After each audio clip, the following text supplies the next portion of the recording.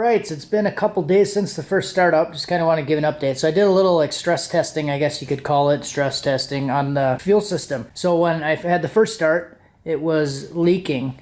So it was leaking from the passenger side rail. I think it was like the number 6 injector. I didn't really exactly verify exactly where it was coming from. So after that, I took the spacers out of the fuel rail that I had, and then this side stopped leaking. But when I did that, the driver's side started to leak. So I found out that it was leaking out of the injector hats, like between the injector and the hat, because this angle on the fuel rail isn't exactly perfect, and it was tweaking them enough that it was causing a leak.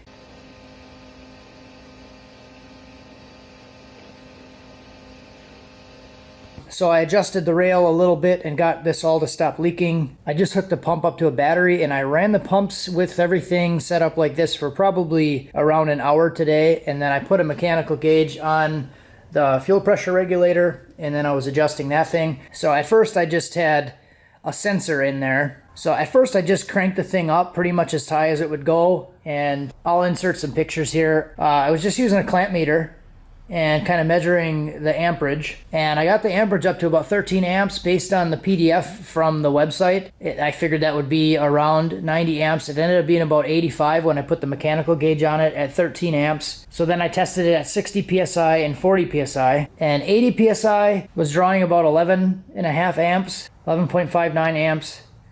43 psi was drawing about 8.4 amps, and then I put it all the way back up to 13 amps, and it ended up being about 90 psi. So I do have the base pressure set at 43 now, and I ran it between 60 and 80 for quite a while.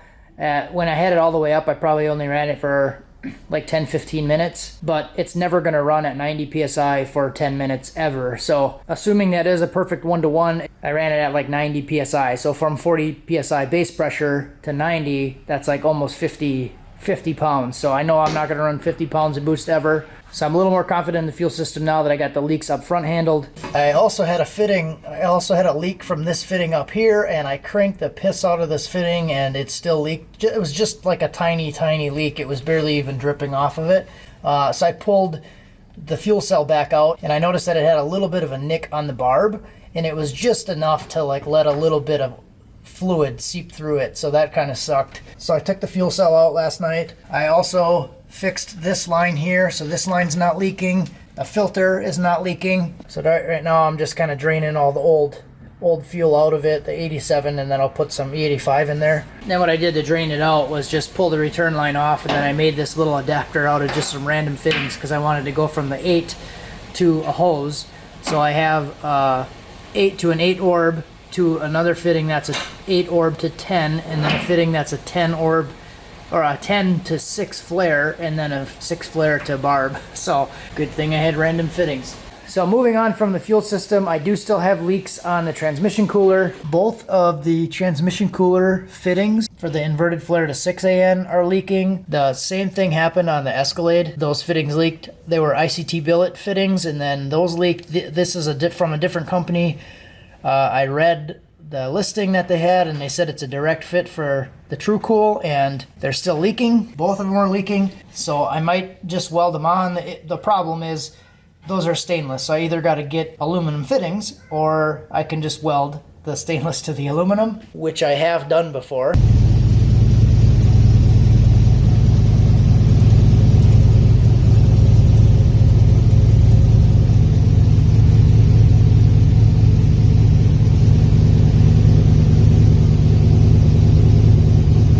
One of the coolers that I was dealing with, I started to do the weld on it, not realizing that they were stainless fittings. And I'm like, man, this thing really welds like crap. But then it clicked that they were stainless fittings. But I ended up finishing the welds and they didn't leak after that. So I hope I don't have to do that again. Other than that, I haven't ran it through the gears yet. I do have about 10 quarts of fluid in the transmission right now.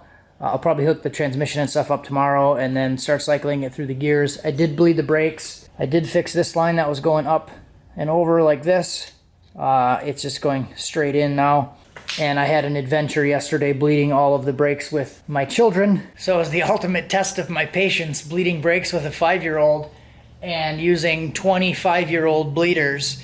But we got it done. His legs got tired, then my 11-year-old came out and his legs got tired, then my 9-year-old came out, and then by the time her legs got tired, we were done bleeding the brakes. So we got it all figured out. I did get the IAT sensor. I did get an LS9 map sensor, and that thing was just a direct fit. So I know I showed on the Blazer Builds Facebook page that I modified a different sensor just to plug this hole, but I ended up putting an LS9 sensor in there and it fits perfect. So other than that, I just want to get these leaks taken care of, and then I can finalize the wiring and run it through the gears and start to move it around. All right, so it's the next day now. I didn't edit last night. Did a little bit more work on the transmission cooler. I got that to stop leaking. I added some E85. I changed the base tune in it now to 3-bar. And the big thing really was just this transmission cooler. So I thought I had a decent plan here. I measured this fitting, and this fitting flare is actually like 1 millimeter wider than the stuff that comes with the transcooler. And so I was going to try to put one of these sleeves inside of it. This is just like a compression sleeve. So that fits in there real nice. So I thought that would add a little bit of gap, almost like a crush washer in between the flare to kind of take up the space. And I was going to put an O-ring on it. So I came home with that clever idea. And then when I went to take the fitting off of here, I actually broke this thing. So I was using a wrench, 2 wrenches, one to hold it in place so it doesn't spin, because this is pretty soft material, and then one to actually loosen it.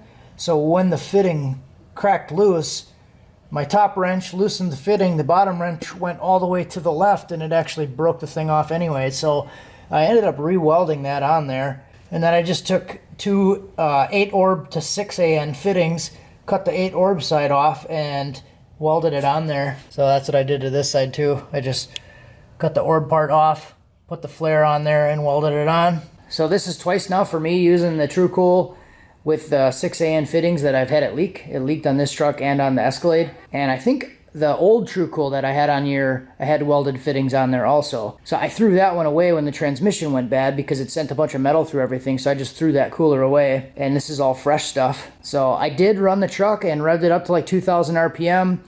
It was kind of idling around 2,000 for a little bit, and it wasn't leaking. So I was somehow able to get that thing to seal. With it being as thin as it is and covered in transmission fluid, I was able to actually weld it together and get it to seal and not leak. So it's better now than it was. I may overwinter, depending how I feel about that thing.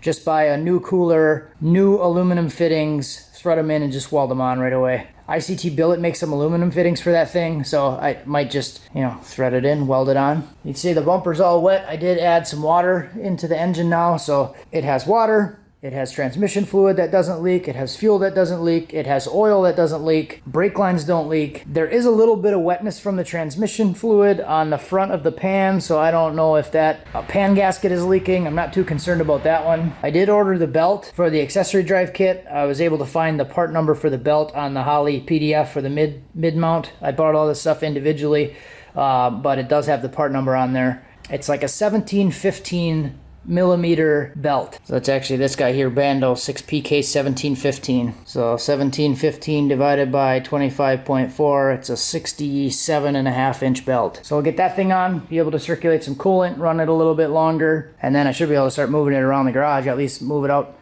to the driveway, drive it back and forth, circulate some fluid in the transmission, and then we'll finish up the wiring.